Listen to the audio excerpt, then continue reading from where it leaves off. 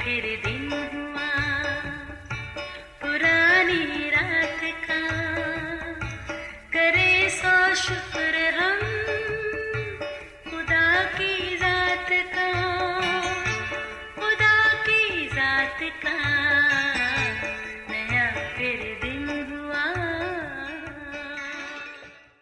आज की आयत।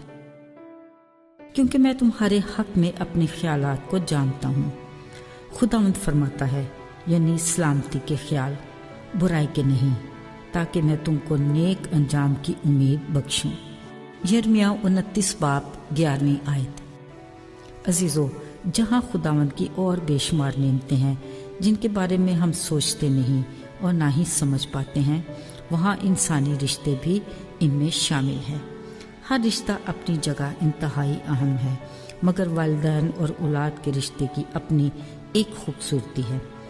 माँ अपने बच्चों की खुशियाँ पूरी करने में सरगर्दा रहती है और बाप उनकी हर ख्वाहिश पूरी करने की फिक्र में लगा रहता है। बाज़ औक़ात बच्चे कुछ ऐसी फरमाइश भी करते हैं जो वालिदैन के बस में होती भी नहीं, मगर मोहब्बत की इंतहा देखें, हालात कैसे ही क्यों न हों, वो अपने बच्चों को हमेशा खुश ही देखना चाहते हैं। मगर किसी वक्त बच्चे की ख्वाहिश पर वालिदैन को नहीं कहना पड़ता है, मगर ऐसी कैफियत दोनों तरह से नाखुशगवारी को जन्म देती है। असल में बच्चे उस मयार तक पहुंच ही नहीं पाते जो वालिदैन सोच रहे होते हैं। वालिदैन ये बखूबी जानते हैं कि नाजायज़ ख्वाहिश की तकमील में ना तो बच्चे के लिए बेहतरी भलाई है और ना ही वालिदैन की खुशी, क्योंकि वो बच्चे के लिए ख़तरे को महसूस कर लेते हैं जो उन्हें किसी भी तरह गवारा नहीं। वैसे बेहतर यही है कि बच्चे को सच्चाई से आगाह कर दिया जाए, नहीं तो किसी वक्त बच्चे को खुद भी इसका अंदाज़ा हो जाएगा। अजीज़ों, कुछ ऐसी ही कैफियत हमारी और हमारे आसमानी बाप खुदावंद के बीच में भी पेश आती है। अगर कभी गौर करें तो खुदा से हमारी दुआ फरमाइशों से भरी होती है। हम ये चाहते हैं कि जो कुछ हमने खुदा से मांगा है वो हमें हर सूरत और अभी ही मिल जाना चाहिए।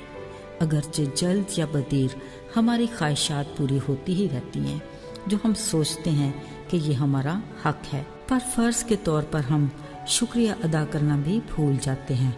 मगर खुदा से हमारे शिकवे शिकायत उस वक्त शुरू हो जाते हैं जब हमारी कई बार मांगी हुई दुआ का जवाब नहीं मिलता। बाज़ औक़ात हमारा रद्द अमल शदीद होता है जो किसी भी सूरत मुनासिब नहीं। याद रहे कि खुदा किसी से हुक्म लेने वाला नहीं, ना उसे किसी के मशवरे की ज़रूरत है। वो ऐसा कामिल बाप है जिसे अपने लोगों की खुशी और ख़तरों का बखूबी अंदाज़ा है। ज़ाहिरी बात है वो हमारी खुशी से खुश होता है और कबल अज़ वक्त वो हमें ख़तरों से बचाता है। अजीज़ों, बाज़ औक़ात आसमानी बाप खुदा का जवाब हमारे वक्त और ख्वाहिश के मुताबिक नहीं होता।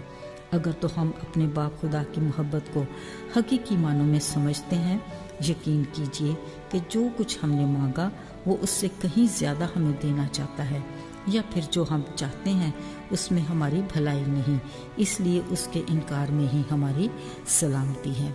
या फिर हमें अपने लिए खुदा बाप के ठहराए वक्त का सब्र से इंतज़ार करना चाहिए।